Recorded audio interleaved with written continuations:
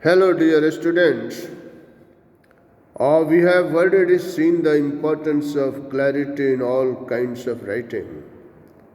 And today we are concentrating upon article writing.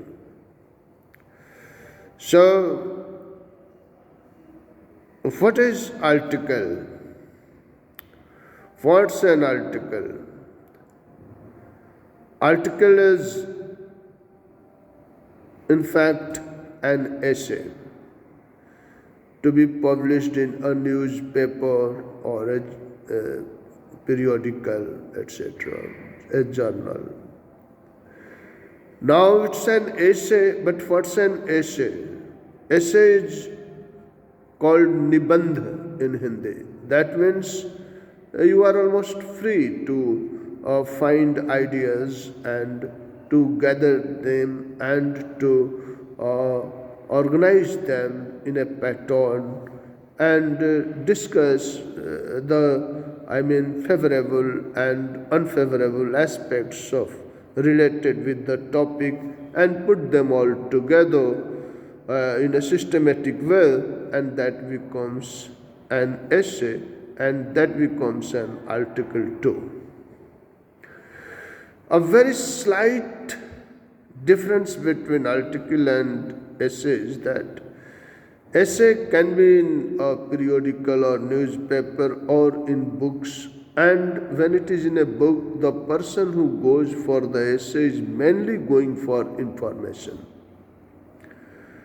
But when it is to appear in a newspaper or a periodical, it may be that the person who is going through the newspaper or the magazine is mainly interested in not only information, mainly interested in entertaining himself by browsing those things, by reading those things. And so it's necessary that it should be presentable in a newspaper or in a magazine.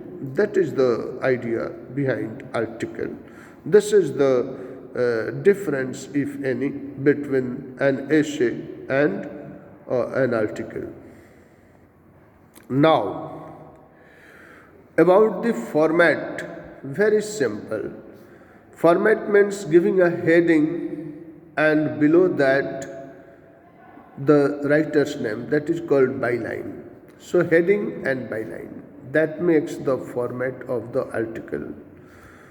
Some people put the writer's name at the end also, but it is preferable to give it just below the heading, because the person who is the evaluator of your bold copies, that person should be then and there assured and marked full for your format. Alright? So, heading and byline. After that,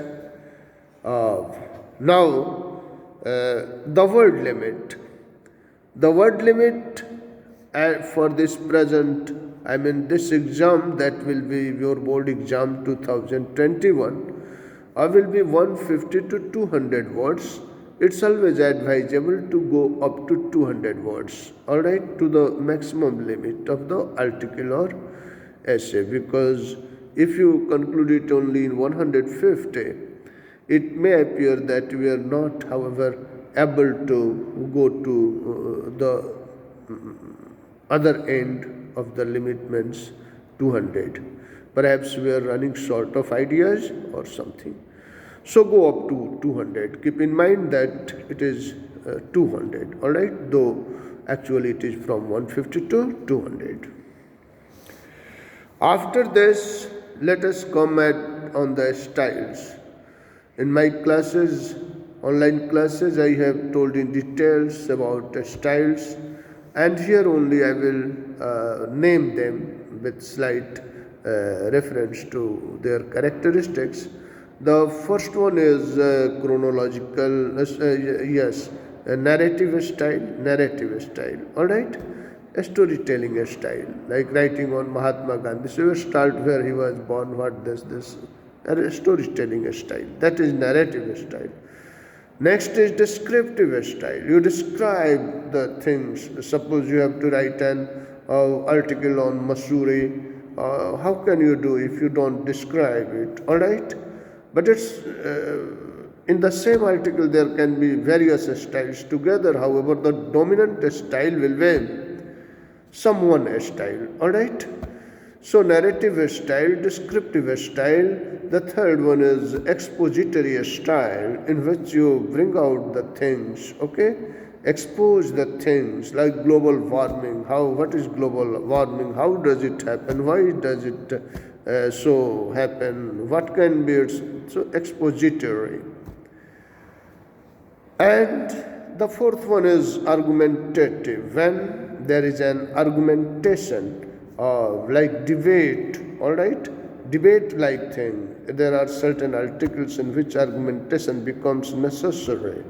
Argumentative style, though mainly argumentation is found in speech and debates. After this, there are three sequences. So first sequence is called chronological sequence. When you are writing about something in narrative style, this sequence is most suitable. The other sequences, the sequence of places, when you are describing something from one place to the other place, you keep moving systematically.